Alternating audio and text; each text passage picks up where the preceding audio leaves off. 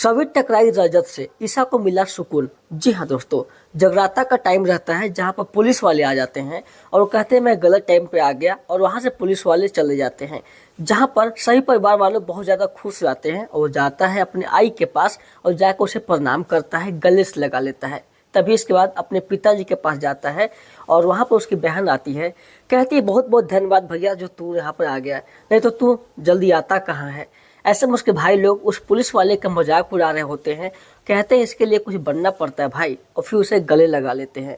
जहाँ पर भाग्यश्री बहुत ज़्यादा खुश है कि आज मेरा बेटा इतने दिनों के बाद यहाँ पे आया है, लेकिन उसकी व्यवहार सभी को पसंद नहीं आती है और वो अपने भाई को बहुत अच्छा शिक्षा देता है, उसे कुछ काबिल बनने के लिए कहता है। सभी बार बार यही कहती है कि मैं जितना सोच रही थी ना उससे भी घटिया इंसान निकला ये। उसकी आई कहती है कि चलो बेटा थोड़ा डांस कर लेते हैं, नहीं तू पहले जा और जाके माता रानी का ना माथा टेक करा। फिर वहाँ से रजत निकलता है और जाते ही वहाँ पर जो है देख लेती है उसकी बेटी यानी कि सई, और भगवान के सामने हाथ जोड़ लेता है। और जैसे वहाँ पर हाथ जोड़ता है वहाँ पर आती है सई और उसे गले लगाने की कोशिश कर रही होती है, लेकिन उसे जैसे ही देखता है ना रजत, उसे भी प्यार आता है, उसे जाता है नज़दीक से गले लगाने के लिए, बट उसके गाल पर तिल का निशान देखकर उसको अपनी पत्नी की याद आ जाती है, फिर उसे वहीं पर छोड़ देता है।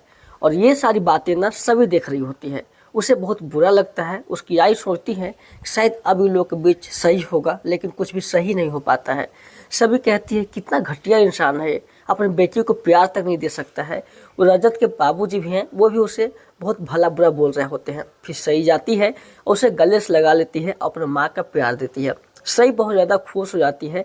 इधर आती है भाग्यश्री और माता रानी के सामने हाथ जोड़ती है, हे माँ हमारे बेटे की ज़िंदगी में खुशियाँ ला दे, कोई ऐसी लड़की ला दे जो इसकी ज़िंदगी संवार दे, सारा कुछ सही कर दे माँ, प्लीज़ माँ ये मेरा एक काम कर दो। जहाँ पर वो कहते कहते रोने लग जाती हैं।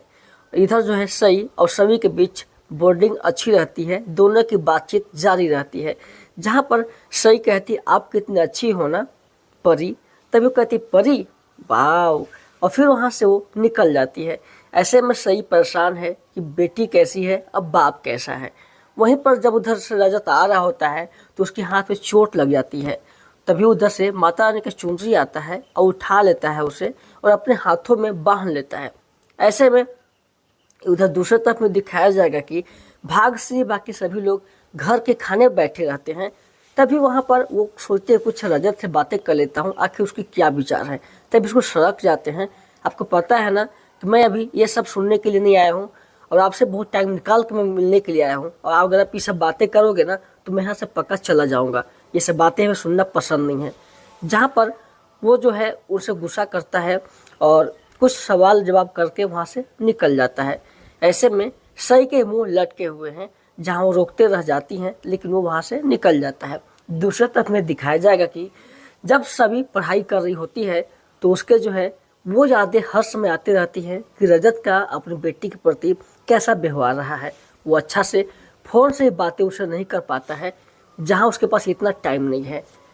क्या आदमी है आजकल के दुनिया में, अगर थोड़ा सा मिलता ना हमें तो उसे मैं अच्छी तरह सबक सिखा जाती, लेकिन क्या करूं टाइम ही नहीं मिल पाया। इधर रजत जहां बैठा हुआ रहता है तो उसको सिर्फ अपनी पत्नी की याद आती है, जो उसके गाल पर तिल होता है उसे ही याद करके वो ड्रिंक कर रहा होता है। फिर इधर सभी जो है घूमने के लिए निकल जाती है, तभी उसकी टक्कर हो जाती है रजत से जहाँ वो फ़ोन से बात कर रहा होता है। तभी रजत कहता है जाओ आगे जाओ। ऐसे में वो अमन से यानी अपने बिजनेस को लेकर बात करता है। तभी जो है इधर सभी को उसका बर्ताव थोड़ा सा अच्छा नहीं लगता है। यहाँ पर हरीन ताई का बेबी सो नहीं रहा होता है, कहता है तुमसे बातें करना चाहता है, कुछ इसको सुना दे जिससे सो जाए। तभी बातें करती है और ऐसा बातें बोलती है जिसका चोट सीधे जाकर रजत को लगता है कि अपने बेटे को संभाल नहीं सकते हैं ये लोग, कैसा आदमी है, कैसा इंसान है ये। तभी रजत को थोड़ा बुरा लगता है और जिस वर्कर को डांट रहा होता है ना उसे कहता है थोड़ा सा मौका दे दे और उसे फिर देख क्या होता है। जहाँ उसके ज़िंदगी में थोड़ी सी सवई के चलते सुधार आ गई। उसके भाई बोलता है क्या बात है तू अचानक से अपना फैसला कैसे चेंज कर लिया। इधर फिर जब ये सभी से थोड़ा सा सुनता है ना तो वो जो है सोने के लिए हामी भर देता है। जब सभी मुड़ कर देखती है जहाँ पर रजत भी उसे मुड़ कर देखता है।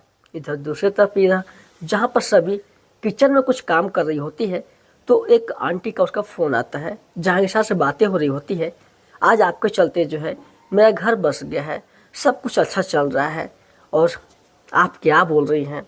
जहाँ पर जो है इन लोग कहते हैं अच्छा ठीक है मैं आपसे बाद में बात करती हूँ, फ़ोन आ रहा है किसी का। यहाँ पर हरीन ताई का हस्बैंड फ़ोन करता है कि मैं जो हूँ ना वहाँ पे आ रहा हूँ हरिणी के साथ में, और इस बार ना मैं अकेले आ जाऊँगा, आप परेशान मत होइएगा। हाँ, आपको परेशान करने वालों को मैं लेके आ रहा हूँ। चाइसा बहुत ज़्यादा खुश हो जाती है कि चलो घर में बेबी लोग आएंगे ना तो थोड़ा सा अच्छा लगेगा। इधर सभी जो है कुछ बना रही होती है और यहाँ पर ये लोग निकलने की पूरी तैयारी कर लेते हैं। जहाँ सभी बहुत ज़्यादा खुश है, अपने आई से बातें करती है। दुनिया में एक से बढ़कर एक इंसान है, अपने बेबी को संभाला नहीं जाता लोगों को।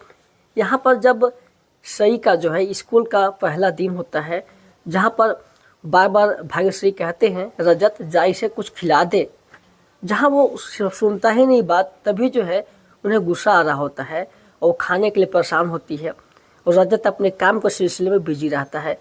जहाँ भाग्यश्री को बहुत बुरा लगता है, यार थोड़ा समय नहीं दे सकता है तो ये फ़ोन छीन लेती है, उसे रोक देती है। यहाँ वो खाना खिलाने के लिए जाता है, तभी सही अपना मुंह फाड़ती है। जैसे ही मुंह खोलती है ना तो पता चलता है उसके गाल पर जो तिल होता है उससे फिर से पत्नी की याद आती है, उसे खाना फिर नहीं खिला पाती है। तभी सभी जो है ना जैसे ही बाहर निकल रही होती है सारे मूवमेंट को देख लेती है। फिर से वो कहती है शायद अगर इंसान मिले ना तो मैं उसको सबक सिखा दूँ। जहाँ पर उसके पिताजी उसे बहुत ज़्यादा सुनाते हैं, तेरे ही बर्ताव हमें पसंद नहीं आता है, ये बच्ची छोटी सी है तो इसको खिला नहीं सकता है, कैसा बाप है रे तू। जहाँ पर फिर आते हैं उसके दादू और उसको फिर खाना अच्छे तरह से खिला देते हैं और वो कहता है कि मैं जा रहा हूँ वापस से, लेकिन हाँ रिटर्न आते समय ना मैं पिक कर लूँगा, इसके लिए आप बिल्कुल चिंता मत करो। इधर सभी जो है और अपने ताई के बीच बॉन्डिंग अच्छी रहती है, जहाँ पर उन लोग की बातें जो है शांतनु भी सुन रहे होते हैं और सभी को थोड़ा सा वहाँ पर अच्छा ही लगता है और वहाँ से फिर वो जो है निकल जाती है। यहाँ पर दिखाया जाएगा जैसे रजत वादा किया है तो सही बहुत ज़्यादा खुश है कि हाँ पापा हमको लेने के लिए आएंगे स्कूल से। रजत भी वहाँ से फिर काम के लिए निकल जाता है, जहाँ उसके पिताजी कहते हैं तू आ जाएगा ना तभी मैं जानूंगा तू आ गया है, इतना ज़्यादा तू बिजी ही रहता है आजकल, इसलिए पहले तू ना आज किसी तरह से याद करके ना इसे पिक करने के लिए आ जाना। कहता ठीक है मैं पक्का आ जाऊँगा इस बार। ऐसे में आपको आने वाले एपिसोड में दिखाया जाएगा सही अकेली रहती है, जहाँ पर सभी आती है और कहते तुम्हारे पापा कहाँ हैं, तो वहाँ पे हैं। वो फ़ोन पे बिजी रहता है, सभी जाकर सुनाना शुरू कर देती है, जहाँ वो कहता है आपके बच्चे नहीं हो सकते हैं ना तो आप दूसरे बार में ऐसा मत सोचो। जहाँ उसे बहुत बुरा लगता है रजत से ऐसी बातें सुनने के बाद। इसका पूरा एपिसोड स्टार उत्सव जियो हॉटस्टार पर देख सकते हैं। वीडियो को लाइक कर लीजिएगा, चैनल को भी सब्सक्राइब कर लीजिए। रजत का व्यवहार अच्छा नहीं लगा सभी को, क्योंकि वो खुद सही का केयर नहीं कर पाता है। बट एक और बहुत बुरा लगा कि आप खुद का बेबी तो होते नहीं है, दूसरे के बेबी को लेकर आप इतना क्यों टेंशन कर रहे हो। उनको थोड़ी सी चोट लगी है ना, बाप हूँ मैं संभाल लूँगा। जिसका पूरा एपिसोड स्टार उत्सव जियो हॉटस्टार पर देख सकते हैं।